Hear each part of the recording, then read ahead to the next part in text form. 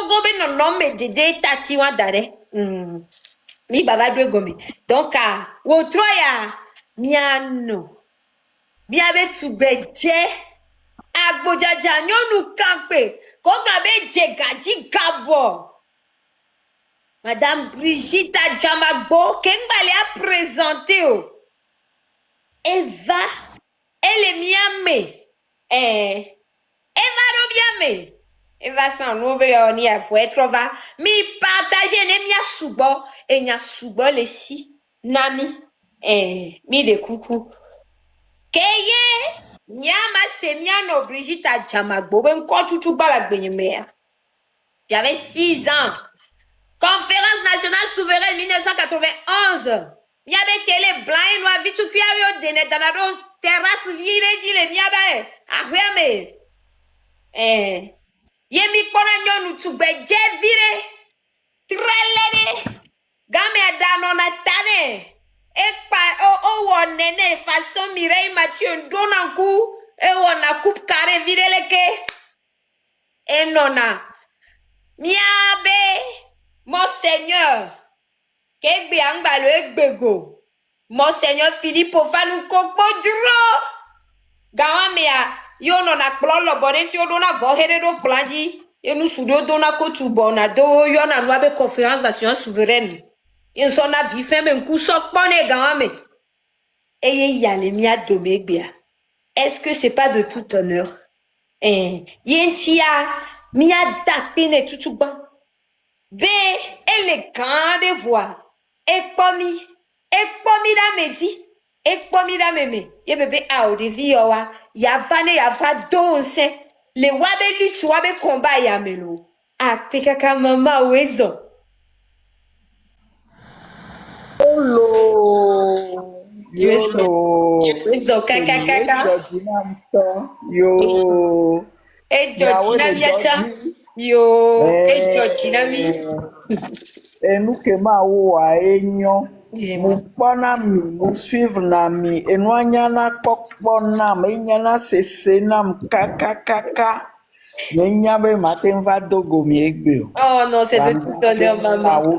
Yo. Kaka. Je rends grâce vraiment à Dieu. Yo.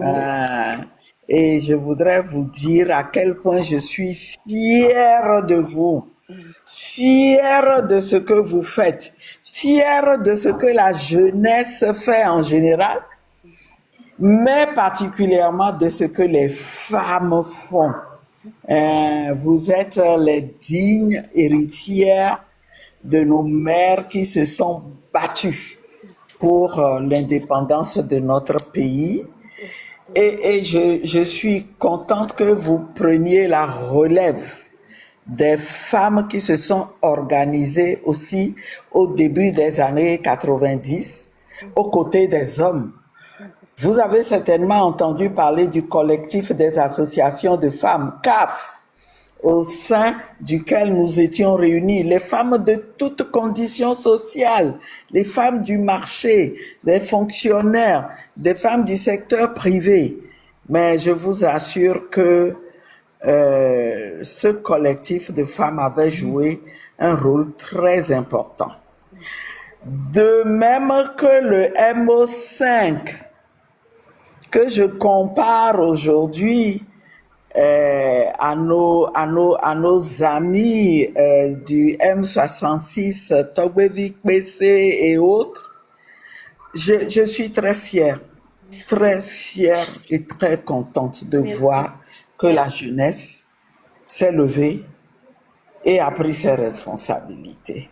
Merci beaucoup, maman Miawezo. Je vais vous présenter, parce que ici vous êtes à Pézideland, je vais vous présenter brièvement tous ceux qui composent le canton de Pézinde. Voilà, nous l'appelons Pézideland, mais pour nous c'est un canton. Donc le canton de Pézinde, c'est un groupe qui, on va dire, qui découle du M66. Et nous avons décidé de structurer le groupe afin que nous puissions organiser les choses ici, afin de soutenir toutes les actions du M66. Donc ici, notre chef canton, c'est le chef canton de Pézinde. Voilà, il s'appelle comme ça, il fait des lives. C'est un jeune originaire du Nord. Il vient de Pezinde, on va dire. Donc lui-même, il le dit, il est le chef canton de Je là. le suis. Donc Je le voilà. suis, je le Ah, salue. voilà, le chef canton, voilà. Le chef canton, maman vous connaît, hein, chef canton. Donc, nous avons le premier notable, notre premier notable, qui s'appelle Protocole. Il est là tout en bas. Oui, il est, voilà, Ok. donc c'est notre juriste hein, du canton, on va dire, et le notable. Ah, Oui, voilà. enchanté, c'est mon collègue, Voilà. enchanté.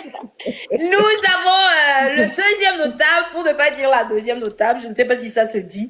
Elle s'appelle Table Ronde. Elle est aussi une fille de Kouméa. Voilà. Hmm. On ne sait pas d'où elle sort. Et elle, personne ne sait d'où elle sort. Qui vient, qui se bat vraiment corps et âme Une, pour sauver une ce femme truc. forte, Voilà. une femme forte Une que je femme très suis forte. aussi. Voilà. Ah, Voilà. merci. C'est la deuxième notable. On a Ouais. la griotte et puis parolière du groupe, si on peut le dire comme ça. Bon, c'est moi, puisque moi je suis artiste aussi. Vraiment. Avec cette belle voix-là, Merci, et quand elle maman. se fâche, elle devient une tigresse. Quand elle est Oh, fâchée, non, faut pas que maman voit mes vidéos. Non! Mais je suis gentille, maman, je suis non, très c'est bien. gentille. Et C'est puis bien, il nous faut savoir avons se fâcher. Des fois. merci, merci. Vous voyez, maman même me donne la permission de me fâcher des fois. Voilà, voilà. Et puis nous avons One Love, qui est notre collectionneuse de coris. Donc tout ce qui est argent, côté argent, là, c'est elle qui s'occupe de ça. Elle s'appelle One Love, une femme aussi Ah, qui est très, très motivée, qui veut le changement de enchanté, son pays. Voilà. enchanté. Très, très important comme rôle. Merci, merci maman. Donc voilà, j'ai fini. Bientôt, tous ceux qui sont connectés, veillez, tapoter, partager pour que Enouane Iji, nous aide bientôt, mignabo signaler des cavaïvo, mi des coucou, Enouane Iji, mi c'est mi des coucou gandé. Bientôt, Kémy les caméras, je pense que tout le monde sait qui est maman, madame Adjamago, Brigitte.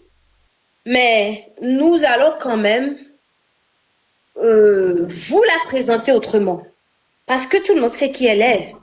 C'est cette grande dame que nous connaissons toutes de la politique togolaise qui ne nous a jamais lâchés, hein, et qui est toujours là avec le peuple et pour le peuple. Voilà.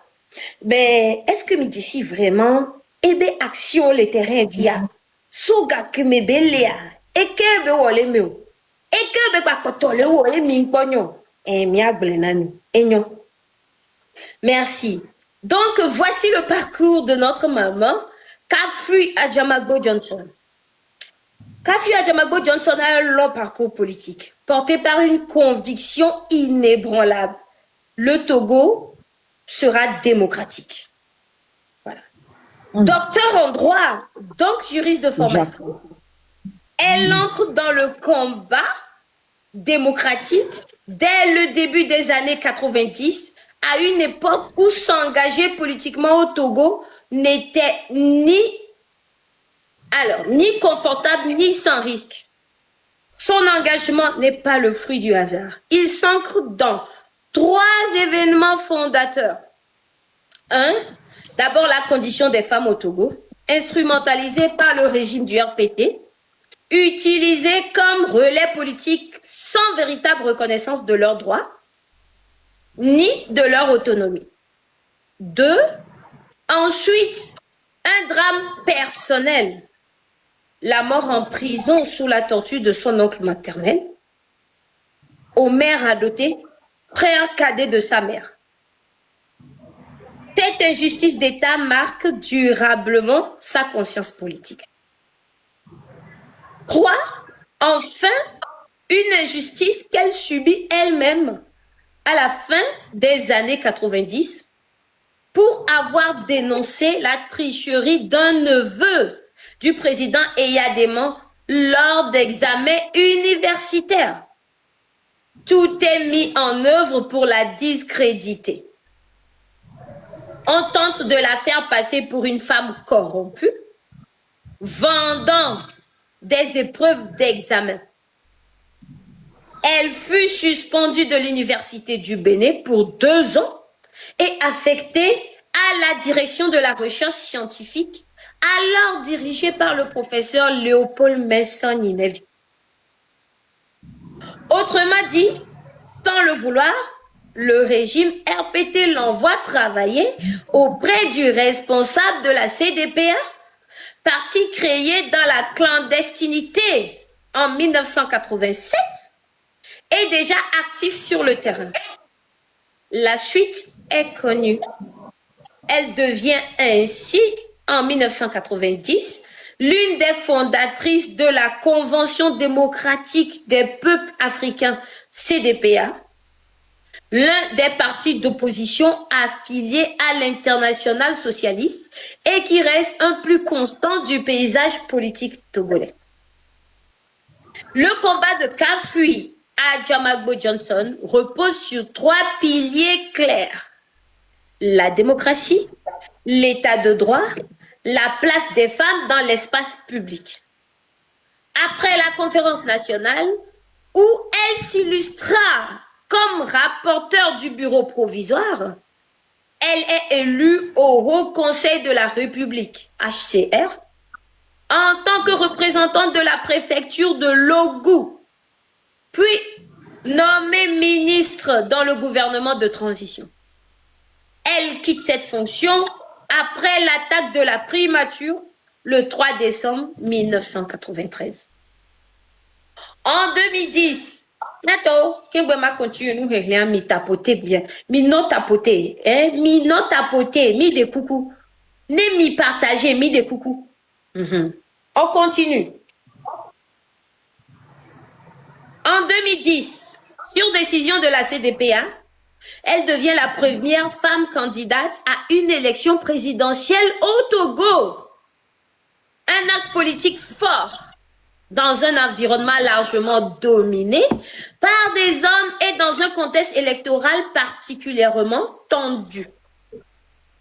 En 2012, à la suite de la démission du professeur Ninevi, elle assure son intérim à la tête de la CDPA avant d'être élue secrétaire générale du parti. Elle exerce aujourd'hui son 2e mandat à cette fonction. En tant que secrétaire générale, fidèle à la ligne politique de la CDPA, démocratie d'abord, multipartisme ensuite, Kafui Adjamagbo Johnson joue, à l'instar de son prédécesseur, un rôle central dans les dynamiques de coalition Arc-en-Ciel, CAP 2015, C14, DMK, puis DMP. Elle est une actrice de premier plan de presque tous les grands moments de négociation politique depuis 2006 et une voix constante dans les débats sur les réformes constitutionnelles, électorales et institutionnelles. Yatomile tapotea. Ukalem y a dit. Kafui Adjamagbo Johnson est également une figure reconnue de la société civile togolaise. Membre du collectif des associations de femmes, CAF, elle joue un rôle important dans la lutte démocratique au début des années 90 aux côtés des acteurs politiques, lors des périodes du COD, Code 1, et du Code 2. Elle fonde avec d'autres femmes le groupe de réflexion Femmes, Démocratie et Développement GF2D, au sein duquel elle mène bénévolement des actions d'assistance juridique pour les femmes victimes de violations de droits, des activités d'éducation et de sensibilisation, ainsi qu'un plaidoyer actif pour l'adoption de lois reconnaissant pleinement les droits des femmes. Elle est également la première présidente du WACSOF, si je dois le lire comme ça, West African Civil Society Forum, une organisation fêtière visant à influencer l'action de la CEDEAO afin de la rendre plus proche des peuples de la sous-région ouest-africaine. Sur le plan international et panafricain, son engagement en faveur des droits des femmes est largement reconnu, notamment à travers WILDAF, Women in Law and Development in Africa, dont elle a dirigé le bureau Afrique de l'Ouest de 1997 à 2025. portant la question de la participation politique des femmes bien au-delà des frontières togolaises. De 2010 à 2015,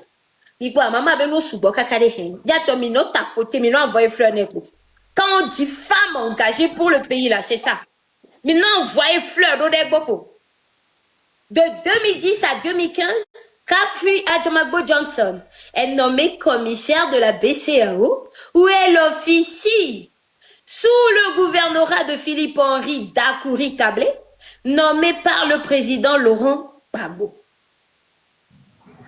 À la suite des élections législatives de 2024, où elle est élue députée sous la 4e République dans la circonscription du Golfe, et après décision de la conférence des présidents de la DMP, elle siège à l'Assemblée nationale pour poursuivre son combat pour l'alternance démocratique et contre la 5e République. Parallèlement, l'autre mission à l'Assemblée nationale est de poser des questions dans le cadre du contrôle de l'action gouvernementale, d'informer l'opinion publique sur tout ce qui se déroule dans cette chambre qu'on a voulu effet bleu et surtout de rendre compte aux populations. Elle refuse donc de participer de près ou de loin à tout ce qui concerne la mise en place ou la consolidation des institutions uniques à la 5e République. Elle dénonce chaque fois qu'elle a l'occasion cette forfaiture constitutionnelle qu'elle sait réversible. Bravo,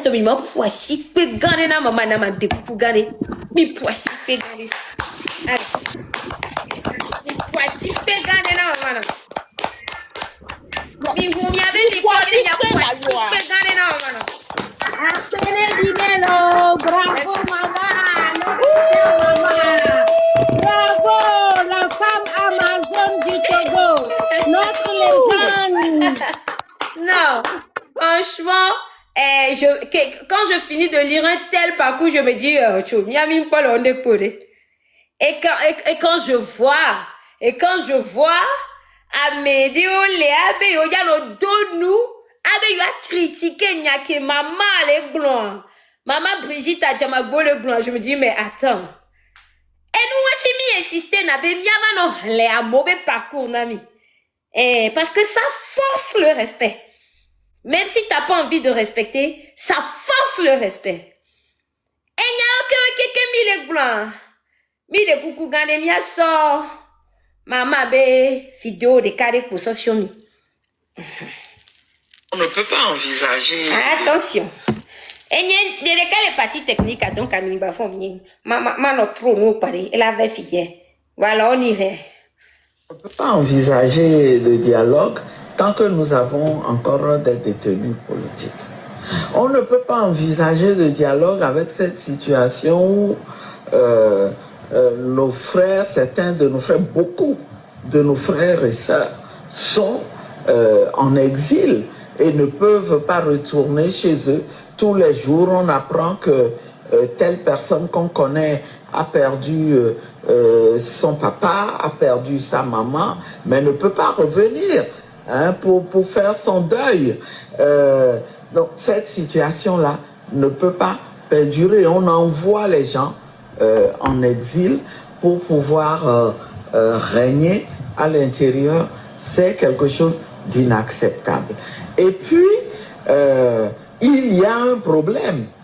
Il faut donner aux Togolais le gage que cette fois-ci, on ne veut plus le dialogue pour se consolider comme on l'a fait par le passé.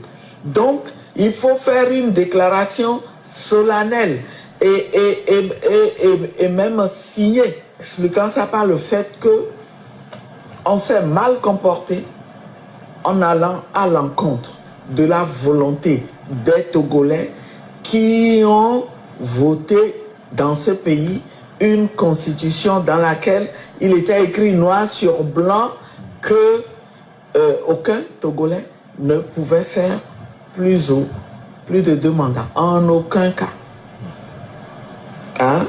Et donc, par respect, là, en conformité à ce principe, dire, je vous ai entendu, moi, j'ai forcé les choses, j'ai fait 5 mandats déjà et j'essaie de dissimuler le mandat en cours en créant une 5e république dans laquelle je suis président du conseil. J'ai compris, j'arrête tout et je cède la place à d'autres Togolais. On passe par une transition au terme de laquelle on pourra organiser pour une fois des élections transparentes, parce que Joachim, les Togolais sont convaincus aussi que tant que ce régime est en place, il n'y aura jamais d'élections transparentes. Et enfin, la question la plus importante, c'est quels sont les protagonistes de ce dialogue. Vous voulez dialoguer avec qui? Les partis politiques de l'intérieur, on les a affaiblis. On en a fait ce qu'on a voulu. Maintenant, il y a d'autres acteurs qui ont émergé. Les jeunes, fort heureusement, ils ont compris que leur avenir est important.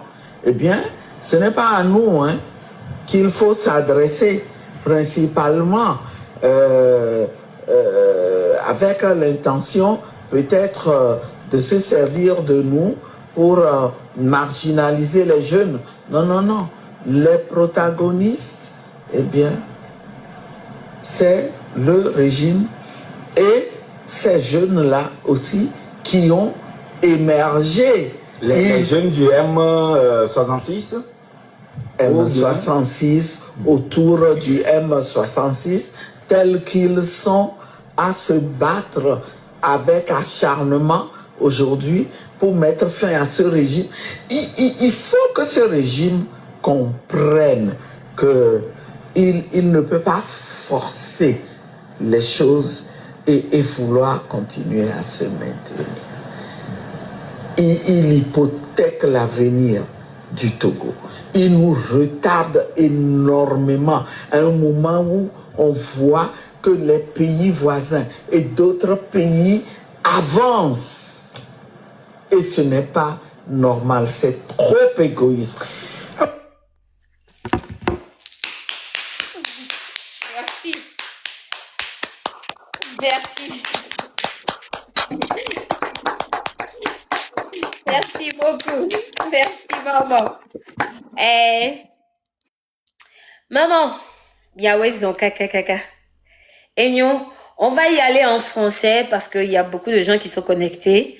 Je suppose qu'il y a des gens de la région septentrionale qui ne comprennent pas forcément le Mina, les V. Donc, on va y aller en français et on va attaquer directement avec la première question pour maman. Elle est seule aujourd'hui. Donc, voilà, nous pouvons la bombarder de questions comme il le faudrait. Mais on va essayer d'aller vite aussi parce que voilà. Merci beaucoup, maman Brigitte Adjabagbo. Donc, voici notre première question. Donc, au Togo, nous le savons, il y a eu environ une trentaine de dialogues. Donc, selon vous, est-ce que avec tous ces dialogues, les lignes ont bougé, maman? Quels ont été les acquis de ces dialogues où rien de positif n'en est sorti du tout?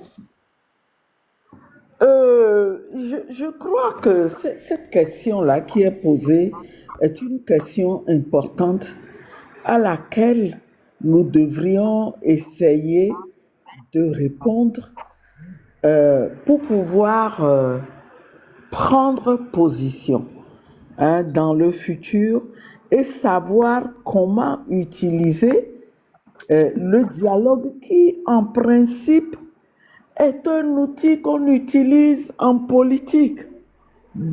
En situation normale, les acteurs politiques ne peuvent pas refuser de dialoguer. Mais ils le font parce que ça permet de régler un problème. Et c'est fort de cela que, au début des années 90, quand les revendications ont éclaté, nos aînés ont accepté de tenir le premier dialogue qui a abouti aux accords du 12 juin qui ont permis d'organiser la conférence nationale souveraine.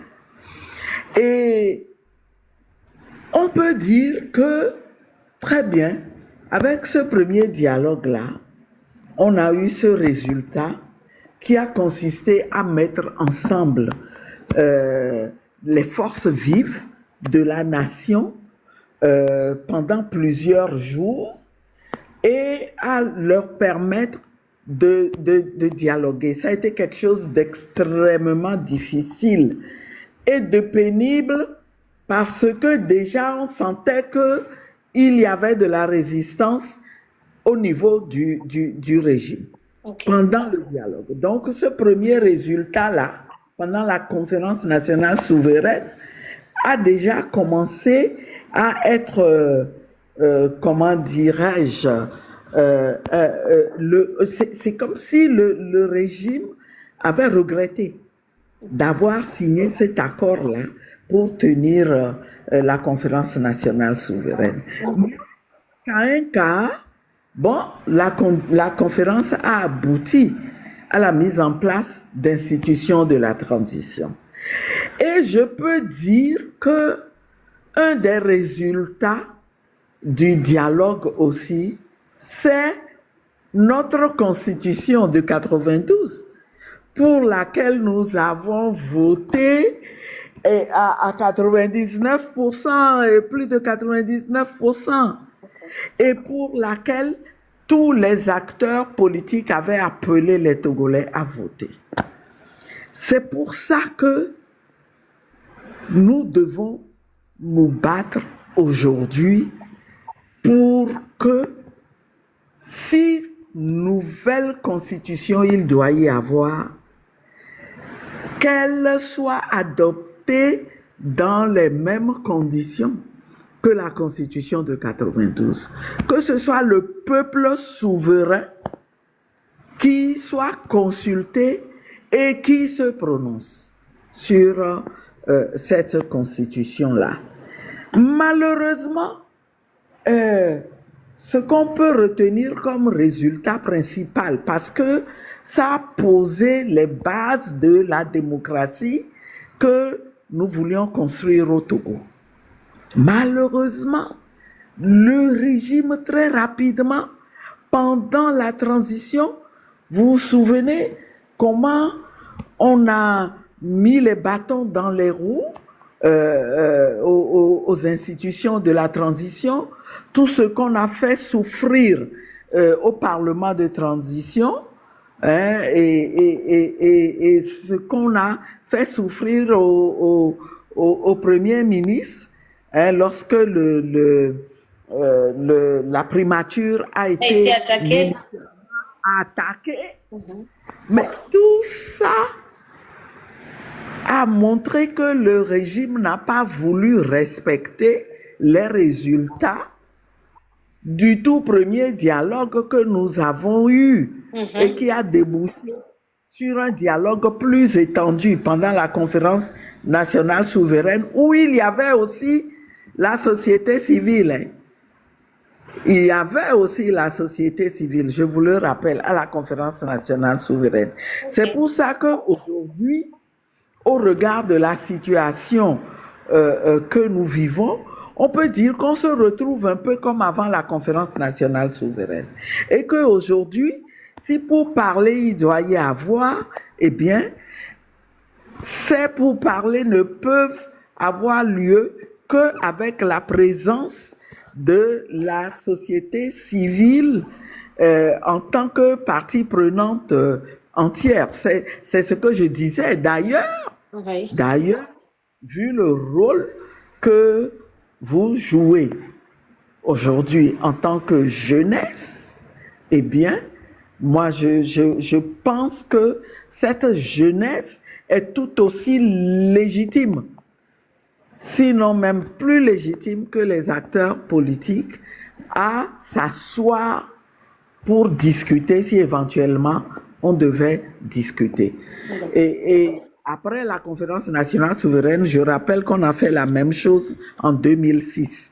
quand il y a eu le dialogue qui a abouti à l'APG. La société civile a été reconnue comme partie prenante et je me souviens, les partenaires du Togo à l'époque avaient dit, OK, pour simplifier les choses, on va prendre les associations de femmes comme représentantes de la société civile au cours de ce dialogue. Et je peux vous dire que cette société civile n'a pas démérité.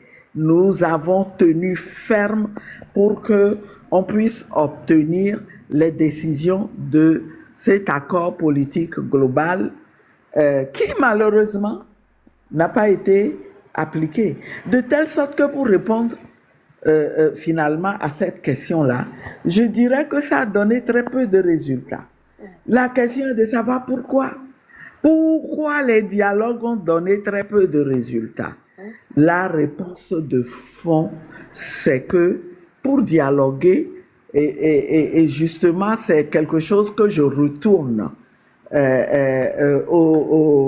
M. Bawara, Gilbert, puisqu'il semble que c'est lui qui aurait dit que pour dialoguer, il faut être deux. En réalité, le régime n'a jamais eu la volonté politique de vraiment dialoguer pour trouver une solution au problème du Togo. Au contraire, il a voulu se servir à chaque fois du dialogue pour se maintenir. Il n'a pas pu le faire pour les accords du 12 juin parce que nos aînés étaient très habiles. Les Togolais étant très mobilisés à l'époque, à chaque fois qu'ils voulaient résister aux revendications du peuple, eh bien, nos aînés disaient, bon, nous, on n'est pas habilités à se prononcer, bon, les Togolais sont dans la rue, on va aller les consulter.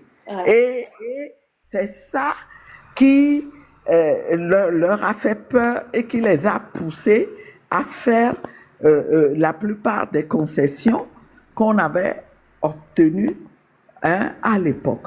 Donc, il n'y a pas de volonté politique de se servir de l'outil de dialogue pour transformer le pays, pour régler le problème du Togo. Voilà. C'est pour ça qu'on doit tirer des leçons de ces expériences que nous avons eues. On est sorti parfois avec de très bonnes décisions, très très bonnes pour l'avenir du pays, mais malheureusement, elles n'ont pas été appliquées. Elles ont été battues en brèche par le régime. Merci beaucoup, maman. Bon,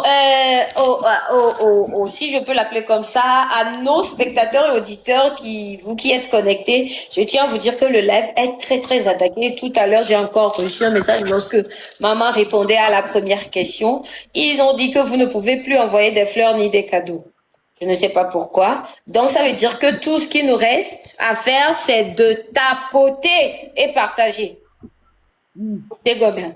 Parce que le live est vraiment attaqué. Je pense qu'ils ont encore plus peur de Maman Brigitte Adjamagbo que de tout, au fait. Voilà. Maman Brigitte Adjamagbo fait peur parce que on n'a jamais autant été attaqué. Voilà.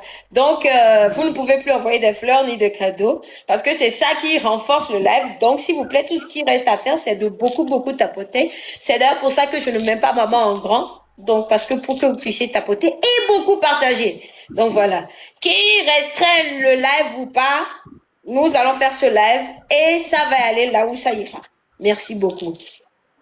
En attendant que j'aborde la deuxième question avec Madame Brigitte Kafui Adjamagbo, je tiens à saluer Maître Agba, que je vois dans les commentaires. Mes respects, Maître, grand Maître, mes respects. Je tiens à saluer le grand frère Calas de Calas. Et aussi, grand merci à Tata Lolita qui est là et qui fait la transcription de tout ce que maman est en train de dire et toutes les questions qu'on est en train de lui poser. Elle le fait en anglais et en direct. Vraiment, merci beaucoup à elle. Veillez beaucoup mia envoyé dit, nous soubo, mia partagé le. Merci beaucoup. Agnon. Allons pour la deuxième question, maman. Voilà. Le pouvoir vous a-t-il contacté pour un éventuel dialogue? Si oui, accepterez-vous y aller avec ce régime? Le pouvoir ne nous a pas contactés. Il ne peut pas nous contacter. Pourquoi? Parce que je dois vous dire que on se connaît, quoi. On connaît les habitudes de la maison. Nous avions été approchés. Vers la fin de l'année dernière, la DMP avait été sérieusement approchée pour que on réfléchisse à l'éventualité d'un dialogue et tout. Et on nous a fait croire que le régime serait favorable à un éventuel dialogue. Et je peux vous dire que les discussions ont été houleuses avec cet acteur-là qui est venu rencontrer la DMP.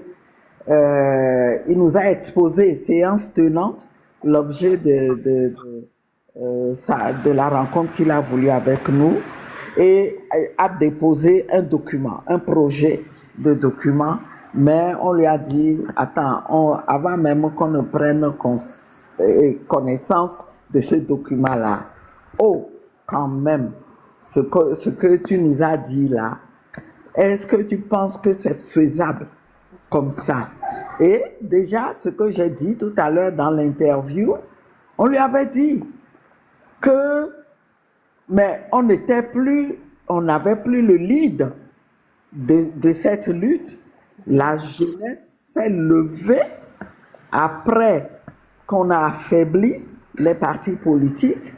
Aujourd'hui, si on doit poser la question de dialoguer ou pas à quelqu'un, c'est à cette jeunesse-là qu'il faut la poser. Et puis on va dialoguer à quelles conditions? À quelles conditions?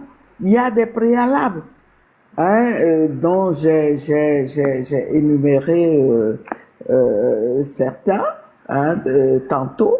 Et donc, on lui a fait comprendre clairement que nous, là, on ne pouvait pas accepter qu'on se serve de nous pour, comment dirais-je, écarter ou affaiblir cette jeunesse-là qui venait de se lever. On ne servira pas d'écran. Si on en est arrivé là, si on en est arrivé au stade où les jeunes se sont révoltés, on sait que vous avez le cœur chaud. Moi, je vous vois quand vous parlez et je vois la détermination avec laquelle, la rage avec laquelle vous voulez mettre fin à ce combat-là. Et c'est légitime ce que vous faites. Vous avez toute la légitimité d'agir comme vous le faites. Et donc, c'est vous qu'il faut questionner sur la question du dialogue. Nous, on sera là, oui, on est des partis politiques. Je ne suis pas d'accord qu'on dise qu'il faut supprimer les partis politiques, comme beaucoup le disent. Moi, par contre, je dirais, comme mon collègue Nathanaël l'a dit hier, que les partis politiques doivent mettre en veilleuse leurs intérêts partisans. Mais un pays a besoin de partis politiques pour avancer. Pendant cette période de crise, mettons en veilleuse nos intérêts partisans pour combattre comme un seul homme l'adversaire, celui qui hypothèque l'avenir du Togo et donc nous donner des chances de réussir. Donc, alors vous êtes d'accord avec nous parce que si les gens émettent cette hypothèse, qui est celle de supprimer les partis politiques, c'est parce que le peuple en a un peu marre, si on peut le dire comme ça. Le peuple est très fatigué justement du fait que les partis politiques oublient qu'ils sont là pour le peuple, mais en fin de compte, nos partis politiques sont là, la plupart sont là pour leurs intérêts, les intérêts personnels. Et le peuple étant très fatigué, le peuple pense qu'il faudrait tout supprimer parce que il y a beaucoup qui pensent qu'il y a plein de partis politiques qui servent plus de béquilles au pouvoir en place plutôt qu'à aider le peuple à atteindre cet objectif qui est celui d'avoir un lendemain meilleur, un Togo béni pour tout le monde et ainsi de suite. Donc, je pense que c'est pour ça la majorité commence à émettre cette idée qui est celle de supprimer les partis politiques. Mais du coup, vous venez de le dire, vous n'êtes pas d'accord, vous préférez que les gens mettent en veilleuse le fait de ne que penser à leurs intérêts. Mais ça, nous avons comme l'impression que ça va être très compliqué, maman. Et c'est ce que nous voyons sur le terrain, nous le voyons sur TikTok. Nous avons fait des propositions, le M66 a proposé des choses aux partis politiques et tout. Rares sont ces partis politiques qui ont répondu. Le vôtre, l'ANC, et puis, pas l'ANC, pardon, surtout pas l'ANC. Ah non, surtout pas. Le vôtre, vous avez répondu, celui de Nicodème Abia, celui de Nathanaël Olympio, et je pense que c'est tout. Mis à part cela, nous n'avons pas trouvé des gens pour nous soutenir sur le terrain en tant que tels. Voilà, donc je pense que c'est ça qui amène les gens à émettre ces idées, si je peux le dire comme ça, maman. Oui, vous avez raison. En réalité, le régime ne nous a pas rendu service, hein. Et nous, partis politiques, nous sommes les premiers à souffrir de la situation qu'il a créée et qui a consisté à créer beaucoup de partis politiques qui sont en réalité ses partenaires, mais qui sont enregistrés comme des partis d'opposition. Si nous, souvenez-vous, à la naissance du CPC actuel, avant le CPC, il y a eu des discussions. Ça fait partie des dernières discussions qu'il y a eu. Le CNAP, on l'a appelé CNAP, et ensuite, le CNAP a permis de créer le CPC. Mais nous avions ressenti de manière très nette, à l'époque, en étant la DMK, que ces discussions-là, on voulait les mener surtout pour empêcher la DMK de continuer sa lutte de revendication de la victoire de M. Agbeyome Kodjo. Ok. On a tout fait pour qu'on ne vienne pas. On a mis des partis qui étaient plus ou moins disposés à collaborer et qui ont discuté, et ce qui a donné le CPC. Et puis les gens se sont aperçus qu'on a accouché d'un monstre. Le CPC est un monstre. C'est tout sauf un cadre de discussion.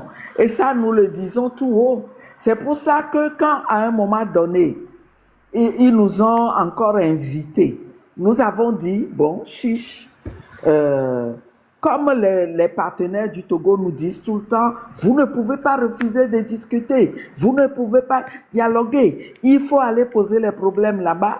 Nous avons dit, nous irons là-bas avec une plateforme de revendication pour voir s'ils vont accepter d'intégrer ça dans l'agenda des discussions au CPC. Et il y avait des sujets comme la constitution de la 5e République, la vie chère, la libération des détenus politiques et le retour des exilés, mais il y avait la réforme même du CPC, parce que nous avons dit que pour nous, le CPC est tout sauf un cadre de dialogue. On a mis en place quelque chose dans le cadre duquel le gouvernement vient avec son agenda, et puis il vient vous exposer. on fait semblant de vous donner la parole, mais tout ce que vous dites, on bat ça en brèche et on vous montre en même temps que non, non, non, ça là, on peut pas accepter, on peut pas accepter. Ouais. Et puis à la fin, on vous dit non que on ira rendre compte au gouvernement et que ce que vous avez dit n'oblige pas le gouvernement. Il va voir dans quelle mesure il va prendre ça en compte. Ça, on appelle ça cadre de dialogue. Ce n'est pas un cas de dialogue. Et Autant ensuite, ne pas y aller. on y a fait venir plein de partis politiques. Vous ne pouvez pas vous imaginer. Quand vous abordez un sujet, le gouvernement, lui, ne dit rien. Ce Ok. sont les partis dits de l'opposition qui sautent sur vous et qui vous combattent, qui disent non, non, nous on n'est pas d'accord. Eh bien, tout ce monde-là, aujourd'hui, Mais donc, c'est la même chose qui se passe sur TikTok actuellement, maman. Vous voyez? oui, malheureusement, c'est Yo. le régime qui utilise le multipartisme pour nous diviser et se maintenir. Et c'est pour ça que le professeur Ninevi, à l'époque, au secrétariat général, vous savez, à la CDP, on a toujours un secrétariat général collégial. Il y avait le professeur Ninevi, l'expert comptable Fachao et le professeur Adwayom. Oui. C'était les trois piliers. Mm. Et donc, ils ont réfléchi, on a posé le problème et ils ont dit non, mais vu la situation, il faut commencer à convaincre nos collègues de l'opposition que oui, on a eu le multipartisme, mais ce n'est pas la démocratie. Mettons en veilleuse nos partis politiques, nos chapelles là. On les met en veilleuse, on se bat comme s'il n'y avait pas de multipartisme pour d'abord arracher la démocratie. Ensuite, on pourra faire jouer les règles de jeu normales en démocratie. C'est de là que vient le slogan démocratie d'abord, hein, et multipartisme ensuite. Le professeur nous a démontré qu'on s'était fait piéger en ayant réclamé au début des années 90 d'abord le multipartisme. On croyait que c'était l'essence de la démocratie, donc il fallait absolument que on dissolve le parti unique et que ce soit entendu maintenant que les Togolais sont libres de créer leur parti. Et le régime a instrumentalisé ça encore en créant plein de partis et en ayant des gens à sa botte. Voilà. Bon, mais est-ce que c'est pour ça que du coup, il faut jeter le bébé avec son eau? Est-ce qu'il ne faut pas voir comment peut-être contourner un peu tous ces partis? Aujourd'hui, c'est clair, le peuple voit clair, tout le monde voit clair, parce qu'à ce jeu-là, on ne peut pas y jouer pendant longtemps. À un moment donné, on finit par révéler ce qu'on est en réalité. Alors, dans ce cas, maman, je vous coupe pas la parole, mais maman Brigitte, moi je dirais dans ce cas que le bébé a beaucoup d'abcès qu'il faut creuser jusqu'au sang. C'est ça. Moi, je dirais plutôt ça. Voilà. Et je dirais, comment on dit ça, nous hésitons à creuser cet abcès parce qu'on se dit qu'en fin de compte, le bébé aura mal. Je pense que c'est ce qui se passe. Alors que non, à un moment donné, l'abcès va tuer le bébé. Et en fin de compte, nous le jetterons quand même avec l'eau. C'est ce que nous pensons. C'est un débat qu'il faut continuer à avoir. Oui. Et prendre vraiment une décision qui soit un consensus et qui nous permette, si jamais on décidait ça, il faut trouver des mécanismes qui vont compenser un peu et permettre, parce que les partis politiques, quoi qu'on dise, ont pour rôle d'organiser quand même le jeu politique pour participer à la gouvernance du pays. Hein, et comment, qu'est-ce qu'on va trouver comme un mécanisme alternatif pour ne pas tomber dans l'extrême hein,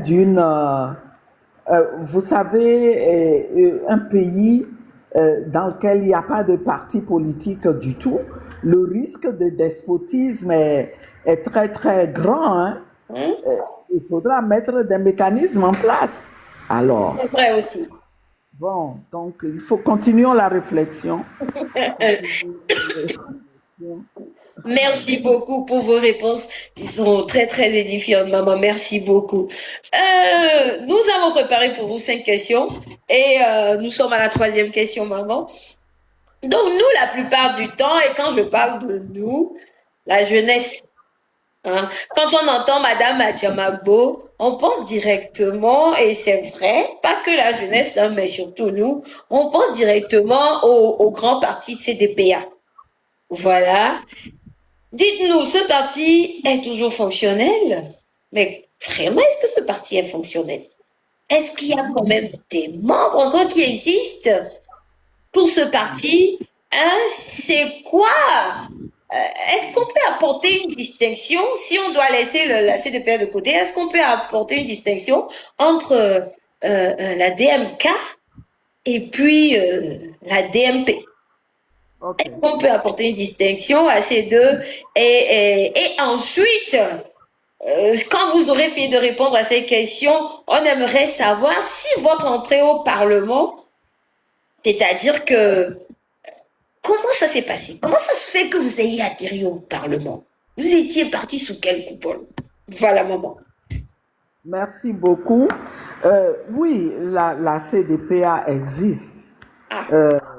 Il faut mettre les intérêts partisans en veilleuse, mais on a besoin des partis pour soutenir la lutte. Mais je vous dis tout de suite, la CDPA, nous sommes un parti dont la ligne est la social-démocratie, et une des caractéristiques de la social-démocratie, c'est qu'elle encourage l'organisation des citoyens par eux-mêmes, hein, tel que vous vous organisez pour participer à la vie publique. La social-démocratie considère que c'est un gain, c'est un avantage pour celui qui gouverne et qui ne devrait jamais voir la société civile comme une force qui est une force d'opposition. Au contraire, c'est une force qui peut aider à une bonne gouvernance. Et donc, la CDPA fait tout pour continuer à exister et entretenir des liens non seulement avec les organisations de la société civile, mais avec d'autres partis politiques qui croient en cette bataille-là pour la démocratie dans notre pays. Démocratie d'abord, multipartisme après, c'est ça qui nous a conduit, qui a d'abord conduit le premier secrétaire général Ninevi à accepter de coordonner les premières coalitions qu'il y a eu, hein, le collectif de l'opposition démocratique, CODE, hein, et ça l'a amené à jouer un rôle important dans ces codes-là qui se sont succédés. Et quand il a passé la main, eh bien, à chaque congrès, on repasse en revue ce slogan-là. On se pose, on met au milieu la question centrale. Ce slogan qu'on a baptisé slogan de Tchekpo, est-ce qu'il est toujours d'actualité? Il y a toujours un débat houleux entre ceux qui pensent que il y en a marre, ce slogan-là, ça finit par porter préjudice à la CDPA parce que nous investissons toutes nos énergies à travailler pour le combat collectif et on ne s'occupe pas suffisamment assez de notre parti. À cela s'opposent ceux qui disent, mais non, vous savez bien que si on ne le fait pas, il n'y a aucune chance qu'on arrive à la démocratie si on ne se regroupe pas. Et s'il n'y a pas des gens qui se sacrifient pour s'investir dans ce combat collectif, il n'y aura jamais, le Togo ne sera jamais libéré, on ne pourra pas construire la démocratie que nous voulons. Et c'est pour ça que la CDPA fait tout pour exister et apporter sa contribution au sein des coalitions que vous avez connues. Après le code, il y a eu des coalitions que vous avez citées tout à l'heure dans la présentation et dans lesquelles nous avons toujours joué un rôle important. Pour nous, il n'y a pas d'antinomie et il n'y a pas de volonté d'hégémonie en jouant un rôle de coordination. Donc c'est ainsi que, en tant que CDPA, nous avons naturellement, quand il a fallu s'organiser pour trouver un seul candidat en 2020 pour l'élection présidentielle, sous l'égide de Monseigneur Podro, nous nous sommes investis là-bas aussi, après beaucoup de résistance, parce qu'il faut se le dire, c'était de la haute politique que nous avons faite en 2020 en nous disant, opposons à ce régime quelqu'un qui vient de la maison, qui connaît bien de la maison et qui connaît bien la maison et qui nous aidera à la déconstruire plus rapidement. Ça n'a pas été facile d'aboutir à cette décision, mais nous nous sommes investis tout entier dans la DMK. Il y a eu d'abord un premier coordinateur en la personne de M. Fulbert Atisso et dès après les élections, quand les choses ont commencé à se corser, eh bien, on m'a passé la main et donc nous avons assumé cette responsabilité jusqu'à l'approche des élections législatives de 2024. Je pense que vous avez été témoin des échanges qu'il y a eu avec Monseigneur, dont nous saluons aujourd'hui encore la mémoire. C'était un père. C'était un père. Je suis catholique convaincu et aujourd'hui je dirais publiquement que quand nous avons perdu notre père, c'est de commun accord qu'avec mes 9 frères et sœurs, nous sommes allés voir Monseigneur pour dire, Monseigneur, maintenant tu remplaceras notre père. Et je peux vous dire que nous étions organisés pour que tous les mois, il prie pour nous, il connaissait tous les problèmes de la famille. Donc c'était vraiment un père avant d'être aussi un partenaire politique. Donc, c'est pour des raisons comment dirais-je, de divergence dans la vision pour poursuivre le combat que nous nous sommes dit, on ne veut pas de déchirure, on ne veut pas avoir à se bagarrer avec Monseigneur, créons la DMP et continuons le combat avec les élections législatives. Donc voilà, il y a eu le passage de la DMK à la DMP. Et la DMK, aujourd'hui, pour nous, n'est pas un adversaire. La DMK, qui est de l'opposition, est un partenaire. Nous la considérons comme un partenaire, comme les autres partis de l'opposition qui sont déterminés à poursuivre le combat. Et d'ailleurs, Nathanaël vous l'a dit hier, la DMP est en discussion avec un certain nombre d'entités, parmi lesquelles la DMK, pour arriver à un regroupement plus large que la DMP et touche pas à ma constitution. Donc voilà un peu, je ne sais pas si je me suis fait comprendre. C'est très clair, merci. Merci beaucoup, maman. Du coup, si nous devons parler du Parlement, sous quelle coupole vous êtes arrivé là-bas en tant que DMP, DMK, voilà. Alors, je dois vous dire que la question des élections législatives de 2024 a été douloureuse. Douloureuse. Ok. Et j'ai été élu en tant que DMP, sur une liste DMP que j'ai conduite dans Lomé. Alors, du coup, la gestion de ce siège unique-là revenait à la DMP.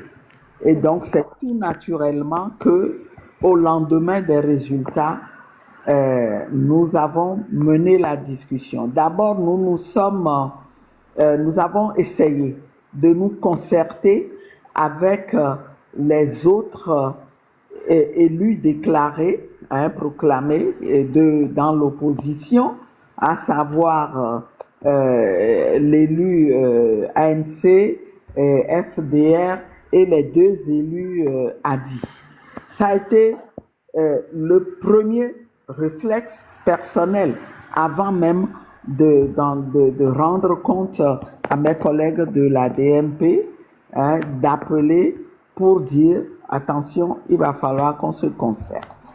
Malheureusement, cette concertation n'a pas abouti et le rêve qui était de former un noyau dur de 5 élus qui se repartiraient les tâches et qui mèneraient la vie dure à ce régime au sein de l'Assemblée nationale, eh bien, ce rêve-là n'a pas pu être concrétisé. Et donc, à la DMP, nous avons réfléchi et nous avons dit, ce que nous avons devant nous, c'est d'abord un statut, c'est des opportunités et c'est des espaces qu'on peut tous les trois utiliser pour poursuivre le combat. Nous avons organisé un atelier DMP et nous avons dit notre objectif reste de poursuivre le combat pour l'alternance, le combat pour libérer le Togo. Et parmi les moyens que nous allons prendre, les moyens que nous allons utiliser, eh bien, il y aura ce siège unique-là que nous allons exploiter à fond. Mais nous l'avons exploité, nous continuons de l'exploiter. Sans ce statut, nous n'aurions pas pu réaliser, collaborer avec d'autres élus à l'étranger, comme nous avons fait avec le collègue Guy Sagna. Et c'est tout naturellement que Guy Sagna est introduit à nous par un ami qui est un de ses soutiens, a dit mais c'est super, on va collaborer, on va se battre, je vais contribuer au combat pour la libération du Togo. Et parce que là, maman, vous êtes en train de répondre directement à ma quatrième question, parce que moi, j'allais vous demander une 5e république que nous rejetons tous. Vous voilà en train de siéger dans une assemblée de cette 5e république. Donc, quelles en sont les raisons? Donc, je pense que c'est l'une des raisons que vous êtes en train de nous dire là. Vous savez, oui, c'est l'une des raisons. Et je voudrais dire que la première déclaration que j'ai eu à faire à l'Assemblée, quand j'ai pris la parole, quand on nous a présenté un projet de règlement intérieur et que j'ai vu que le règlement intérieur était basé sur la constitution de la 5e République, c'est la première déclaration que j'ai eu à faire pour que ce soit clair que l'élu de la DMP n'est pas venu ici pour appliquer la constitution de la 5e République, mais pour la combattre. Et que je ne reconnaissais pas cette constitution. Et le règlement intérieur a été le premier acte contre lequel j'ai voté dans l'Assemblée nationale. Et systématiquement, quand il s'agit de mettre en place des institutions de la Cinquième République, j'ai bien dit non, je ne le ferai pas. Je suis là pour être votre mauvaise conscience et utiliser cette tribune pour vous rappeler à chaque fois que ce que le peuple attend, c'est autre chose qu'il attend. Et je suis là, accessoirement aussi, pour défendre les intérêts du peuple quand je peux. Et c'est ce que je fais quand j'insiste dans les débats au cours du processus budgétaire, par exemple, pour que, eh bien, le budget prenne mieux en compte les besoins des Togolais, tous les problèmes sociaux que nous avons en ce moment. C'est pour ça que quand il a fallu, il y a 1 an, adopter une loi qui prolonge l'état d'urgence dans la région des Savanes, mais je vous assure que la délégation du gouvernement m'a entendu.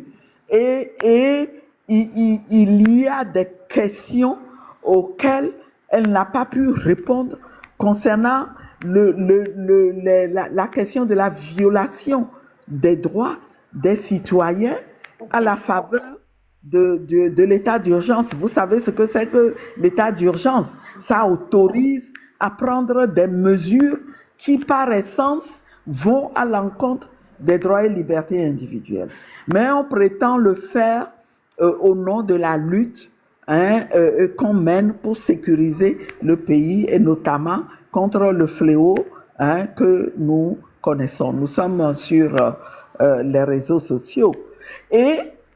Mais je vous assure que jusqu'à la dernière minute, ils étaient coincés. Bon, mais finalement, j'étais seule le jour-là parce que même nos collègues d'Adi n'étaient pas là. C'est exactement ce que j'allais justement vous dire, maman. J'ai voté contre. J'ai voté contre. Parce que maman, j'allais dire, mais en fin de compte, nous rendons compte, vous êtes là-bas, vous êtes seuls. Vous êtes toutes seules contre eux tous. Donc, en fin de compte, c'est vrai, c'est téméraire. Parce que vous voulez être là selon ce que vous nous expliquez, pour qu'ils n'aient pas le champ totalement libre. Vous êtes là pour leur rappeler quel devrait être leur rôle vraiment dans cette Assemblée nationale. C'est très clair, moi j'ai très bien compris. Mais on se dit en fin de compte, vous êtes seuls contre tous. Est-ce que les énergies que vous mettez, vos énergies, le temps que vous passez, tout ce que vous mettez en œuvre, et ça n'aboutit à rien, justement dans cette Assemblée que nous connaissons tous là, oui, est-ce que ce ne serait pas mieux que vous mettez cette énergie dans autre chose d'abord en disant, écoutez, c'est bon, je vous abandonne, en vous mettant dans autre chose et nous disons peut-être que si vous pouvez, voilà, si vous avez traversé autant d'expérience, vous avez eu autant d'expérience, un monsieur comme Guy Sagna, vous n'avez peut-être pas besoin de ce statut-là pour le rencontrer ou pour organiser quelque chose. C'est ce que nous disons. Oui, vous n'avez pas tort. Sauf que je vous dis, tous les moyens sont bons à prendre dans cette lutte. Ce n'est pas parce que je suis à l'Assemblée que du coup, je ne m'investis plus ailleurs. Je suis avec vous. Et puis, il faut une passerelle. Attendez, quand je rencontre, je parle de ce qui se passe dans cette assemblée. Je vous donne des informations pour que, en tant que peuple, vous preniez vos responsabilités. En ce moment, par exemple, ce matin, on nous a convoqués. Hier, on nous a convoqués, pas hier, avant-hier soir, pour hier matin, pour ouvrir une 3e session extraordinaire. Ce que je ne trouve pas normal. Vous ne pouvez pas. On est normalement en vacances parlementaires. On est censé être sur le terrain. Et donc, beaucoup de députés sont en droit de ne pas être au Togo. OK. Et à Lomé. Donc, on convoque On dit le lendemain matin à 9 heures, il y a ouverture d'une session extraordinaire. On ne nous dit même pas pourquoi. Alors, on arrive hier, on nous dit, ah, c'est parce que il y a une série de 7 projets de loi à adopter.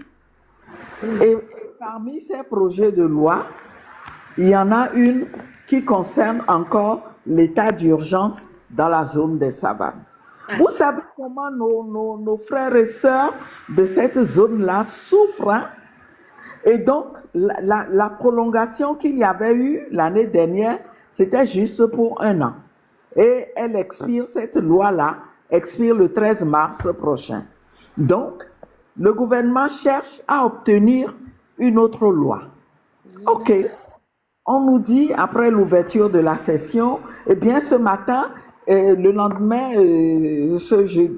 on est quand mercredi, il faut que la commission des lois travaille et commence par regarder le projet de loi relatif à la prorogation de l'état d'urgence. Bon, OK. Vous pouvez vous imaginer qu'on s'est présenté là-bas à 10 heures. Et il faut que je vous dise, hein, il y a des matins où je me lève, ça me prend beaucoup psychologiquement de me préparer pour aller là-bas. Je me dis, l'envie d'abandonner me prend. Mais je réfléchis, je me dis, non, tu ne peux pas. Tu es dans un combat. Va, courage. Et donc, on va là-bas à 10 heures, on s'assoit, mais on est resté là jusqu'à midi. Personne ne nous a dit quoi que ce soit. On ne nous a pas dit pourquoi le travail n'a pas commencé.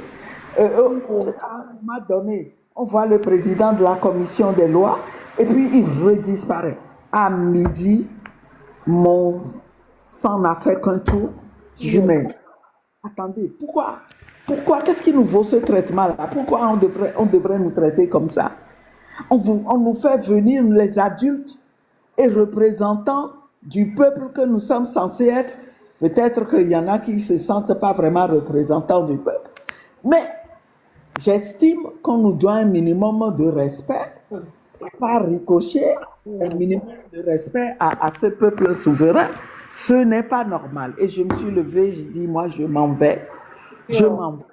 Et donc, j'ai laissé un message sur mon compte Facebook en disant, de toute façon, peut-être que ils vont finir par se présenter et faire les travaux en commission, mais je n'aurai rien raté parce que j'attends la plénière.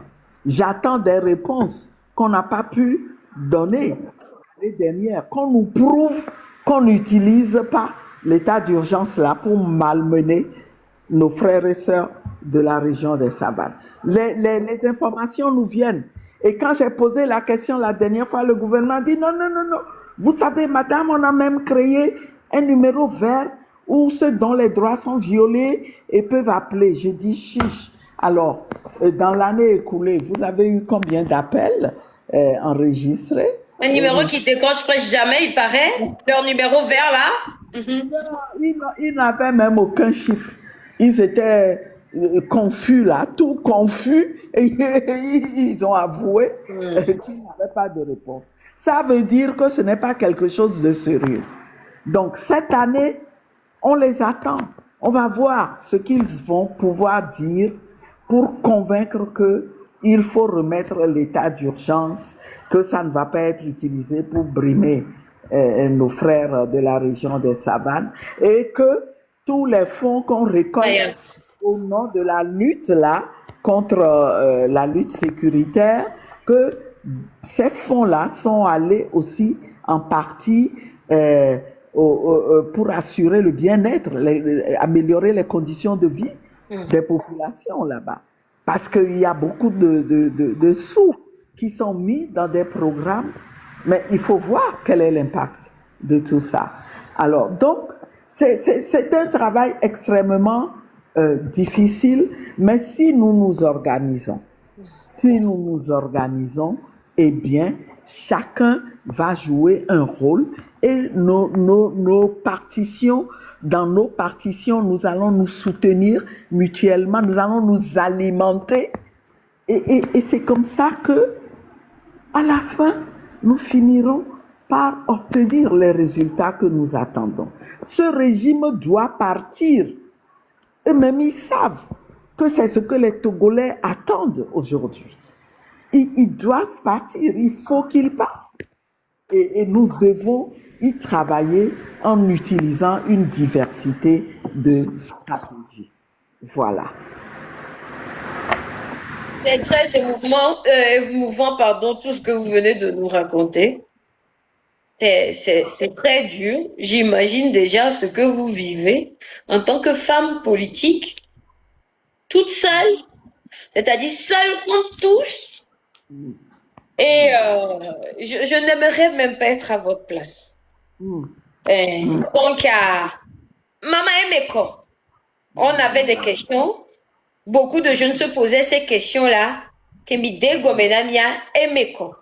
Emeko Diwa. Avant que je ne vous pose la dernière question et de laisser mes autres du canton de Pézine de vous poser leurs questions avant qu'on ne vous laisse, maman, pour ne pas vous fatiguer. Ma dit Harikanami, ma soeur remontée, mi avait moral. Dès chaque matin, mi fonja yiwa domea. Et mi fonja ya grand rubo domea. Mi a donc coupé griotte Pézine des Landes, canton de Pézine de griotte et Senia. Et dit Hadenami. Nyabe hawa mi la Jessie. Va mia banose. Mia no seletame.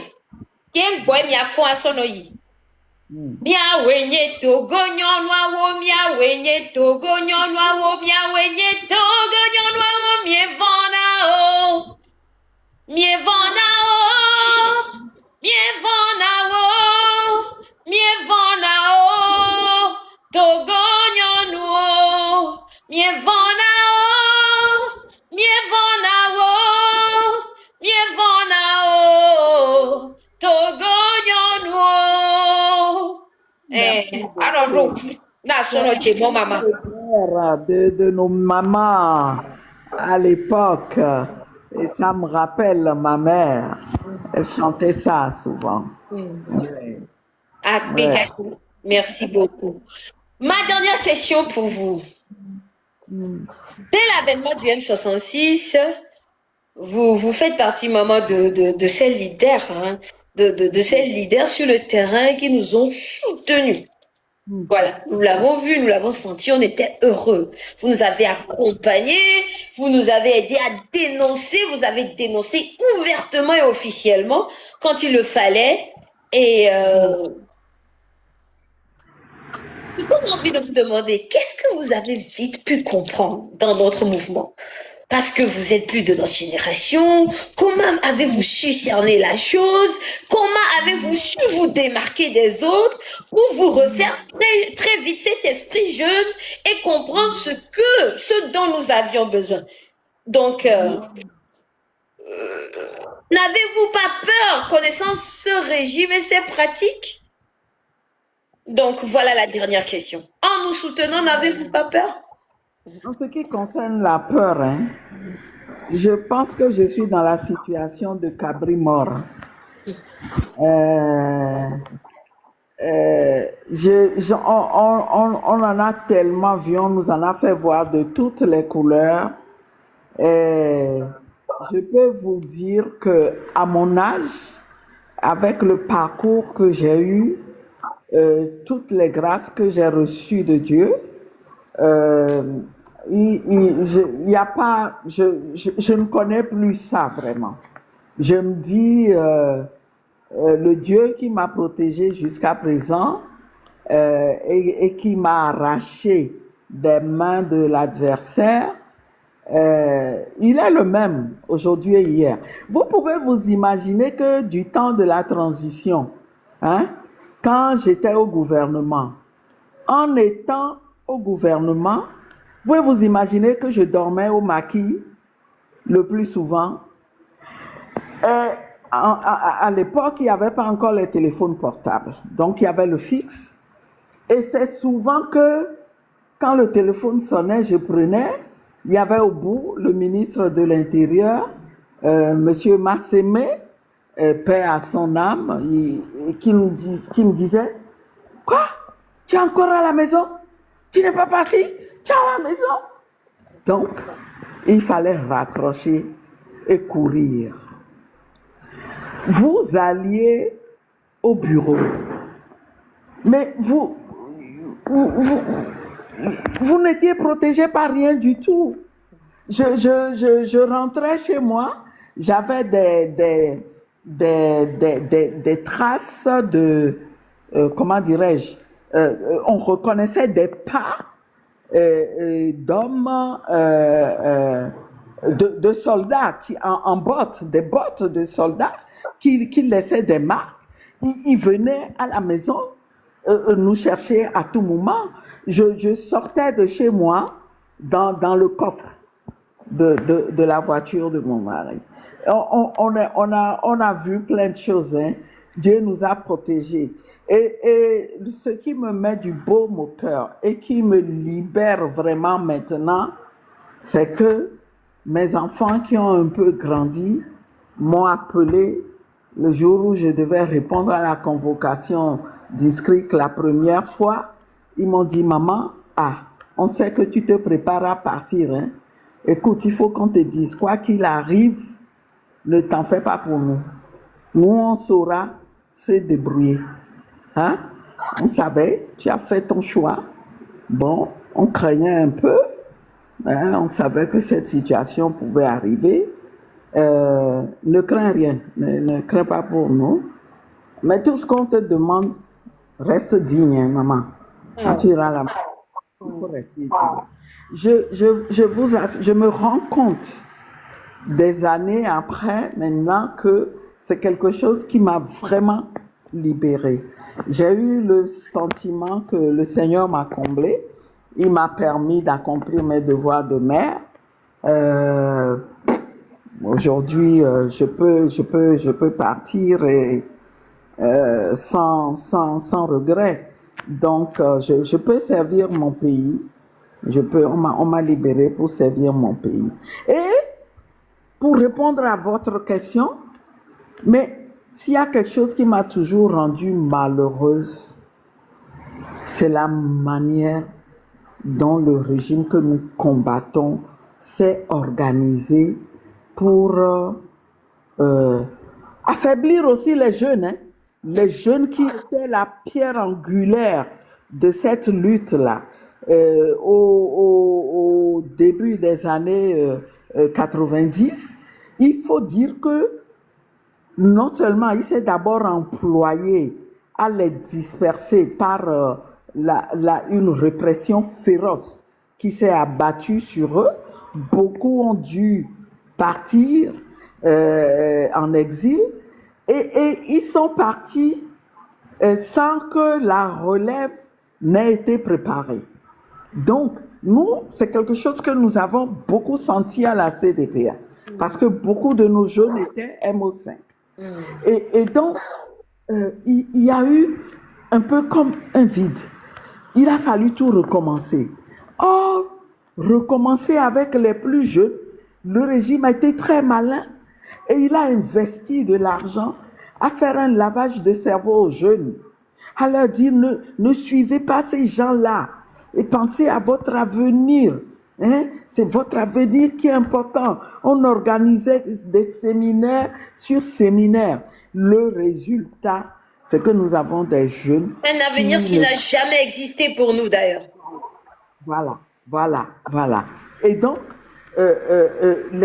du coup, les jeunes se sont désengagés de la politique parce que la dureté de la vie aussi aidant, vraiment, il y avait un vide énorme que moi j'ai toujours ressenti avec beaucoup de tristesse. Et puis, tout d'un coup, je vais voir que des jeunes se lèvent quelque part Et je ne vais pas les soutenir. Non, c'était naturel, c'était spontané. Et j'ai l'habitude de dire que j'ai 2 casquettes. Je suis profondément citoyenne pour l'action citoyenne. Donc, je reste membre du GFDD, cette organisation de droits des femmes. Je m'engage de ce côté-là aussi, autant que du côté de la politique. J'ai une double casquette. Donc, je suis à l'aise. Je suis à l'aise. À la CDPA, nous sommes à l'aise pour travailler avec la société civile de manière générale et les jeunes. C'était pour nous un pur bonheur qu'il y ait eu ce réveil-là et cette prise de conscience. Et je ne peux que soutenir. Je ne peux que soutenir, que vous encourager. Je suis à votre disposition. Ce que nous, on ne peut pas faire parce qu'il y a une charte de partis politiques qui nous enferme dans un carcan, eh bien, vous pouvez le faire. Comme le CAF, le collectif des associations de femmes, le faisait à l'époque, comme le MO5 le faisait à l'époque. Et je ne peux que vous encourager à continuer dans cette voie noble-là. Je ne peux que vous encourager. Nyato mi pasi ke gane na maman. Mi pasi ke gane na maman. Merci. Merci maman. Merci infiniment maman. Tabron, je te laisse à partager et à parole à l'église de l'entend, mais pour ceux qui ont des questions à poser à notre maman Kafu Brigitte à Djamagbo Keye Nyandoku et Nonyeyone affectueusement à l'époque de Adjamagakpo. Je ne sais pas si elle me met au courant. Voilà, Adjamagakpo et Nonyeyone affectueusement. Ben nous cessons le nous sodomé. Donc à Tabron, je te laisse faire. Ouais.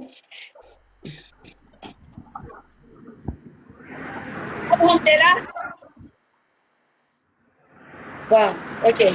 On va faire ça comme ça. Ok. J'ai dû me couper le volume dans le 2 parce que je te suis sur 2 téléphones. D'accord. Des câbles le sous. Donc, on a la si venez battre sous.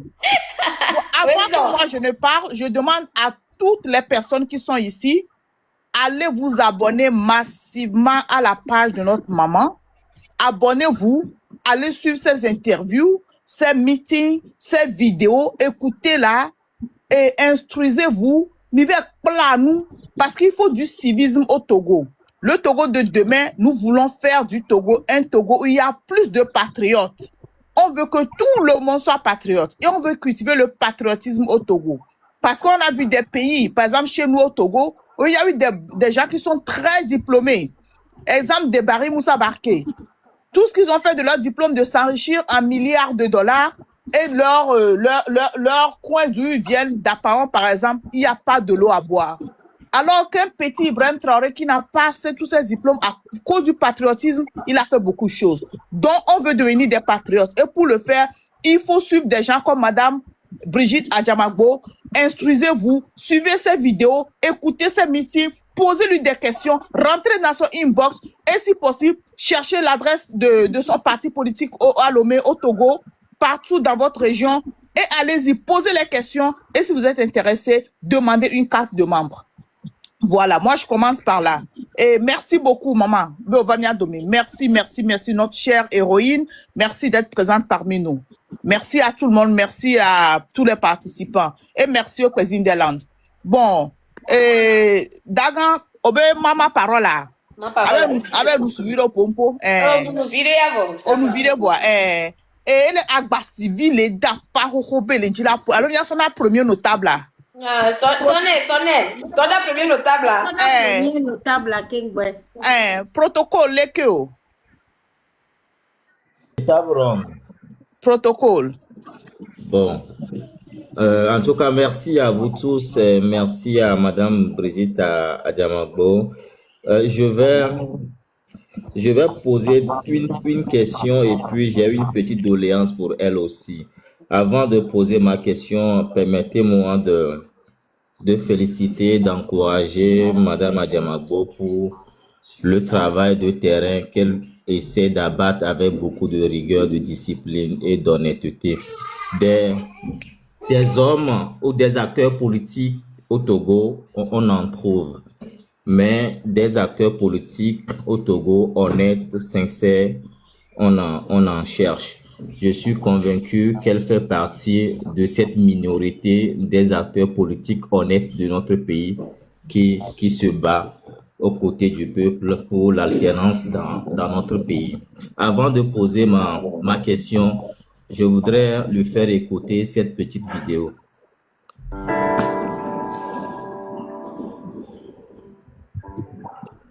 Dans toute l'histoire du Togo, les femmes ont toujours joué un rôle très important.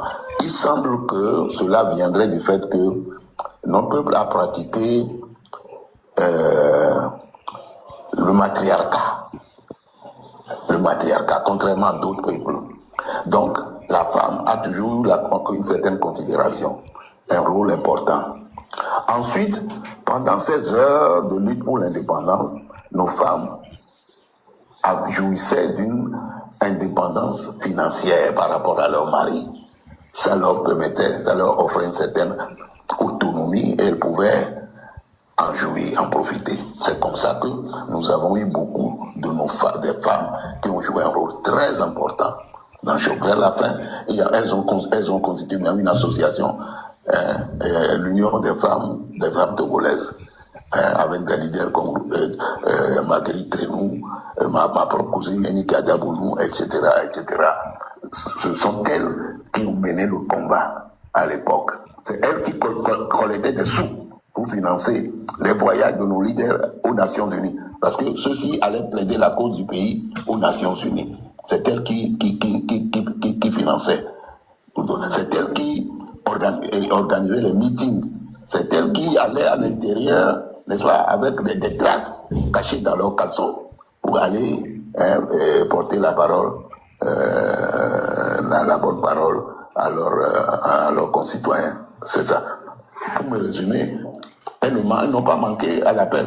Elles sont encore là, sur la brèche, à l'heure où nous parlons. Les femmes ont joué toujours dans nos pays un rôle très important. Les chansons, c'est elles qui les inventaient. Obe Wamayo, Obe Wamayo, digo Obe Wamayo, Obe Wamayo, Obe Wamayo, digo Obe Wamayo, Gake Mieyaneo. À un moment donné, le Christ devait aller faire un meeting à Aného. Le jour venu d'Igo, Yves Digo, le gouverneur, interdit le mouvement du train. Parce qu'il y avait un train régulier, n'est-ce pas, journalier entre Lomé et Aného. Ah, les militants, les gens sont surpris. Que faire? Ceux qui ont un vélo, ceux qui ont un cheval, à pied. Ceux qui ont une barque sur la mer, ils sont allés à Néo, ils ont tenu le meeting. Ils ont inventé cette chanson-là. Oh, applaudez, Togo, vieux, applaudez. Oh, applaudez, Togo, vieux, applaudez, Français, Aubergine, bon. Oui. Bon, c'est Godwin Tété qui parle, paix à son âme. Il nous a laissé. Je pense que Madame Adjamago, vous faites partie de ces femmes fortes pour la quête de la liberté, l'indépendance et l'alternance dans notre pays. Et je reste convaincu que votre combat reste intact, il n'a pas changé. Ma question est de savoir, la femme togolaise hier et même avant-hier, très forte dans la quête de l'alternance politique au Togo, qu'est-ce qui fait qu'aujourd'hui, nos mamans ont baissé le bras? Comment allons-nous faire pour que nos mamans puissent retrouver encore leur force d'antan? Puisque Godwin Tété raconte en disant que nos mamans mettaient même les tracts dans leurs caleçons pour pouvoir aller porter l'information à la connaissance de leurs frères, de leurs maris. Pourquoi aujourd'hui certaines femmes togolaises ou les femmes togolaises ont baissé le bras? Comment allons-nous faire? Parce que nous savons que la femme, c'est la puissance. Voilà un peu la première question que je voudrais vous poser. Ma question, c'est l'unique. Maintenant, j'ai rapidement une petite doléance à vous faire, une doléance personnelle. Vous saviez, moi, j'ai eu la chance de lire votre thèse de doctorat sur les questions des situations au Togo, réalisme d'un code, réalité loméenne. Vous avez une belle plume. Votre thèse, on la recommande aux doctorants, à nos amis doctorants et puis aux étudiants que nous sommes en train de suivre. Mais en lisant les mémoires de Edem Kojo, il y a une partie qui m'a beaucoup tiqué, que je vais rapidement lire et vous faire ma doléance. Elle est celle-là. Alors, Edem Kojo dit ceci. Pour ce qui concerne la période contemporaine, c'est le vide et le désert. Je me suis toujours posé la question, à qui la faute? À notre système d'enseignement, à l'inexistence des documents pertinents, à la précarité de nos bibliothèques, au manque de curiosité, sinon de culture, d'une jeunesse plus préoccupée par les nouvelles technologies et entièrement absorbée par Internet.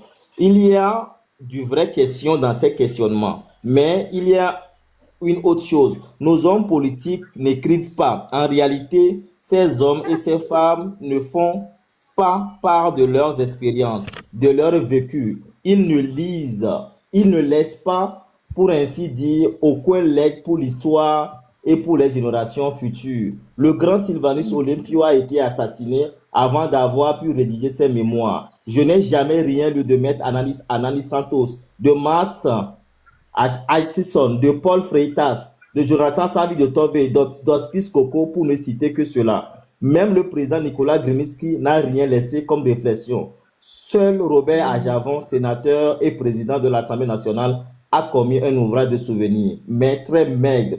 Ayant passé une partie de ma jeunesse dans la maison où se réunissaient les leaders de l'indépendance du Togo, je les connaissais tous. On aurait aimé posséder et parcourir des ouvrages des Togolais d'envergure comme Noé Kouchoukli, Guy Kwasi Adjet, Guy Kwasigan, Derman Ayeva, Alès Gachim Mivedor, Antoine Meachi, Barthélemy Lamboni, Mama Fousseni, Léonard Bagilma Iwasa, Martin Sankaradia, Paul Eklou, Boukari Djobo, que sais-je. Bref, pour dire que Madame Adjamagbo, aujourd'hui, on est convaincu que le Togo va changer demain.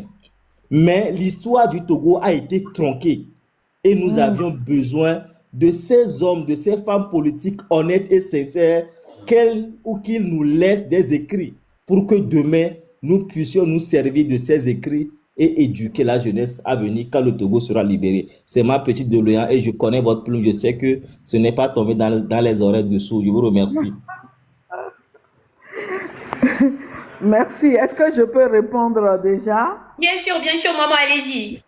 La question des femmes est très importante.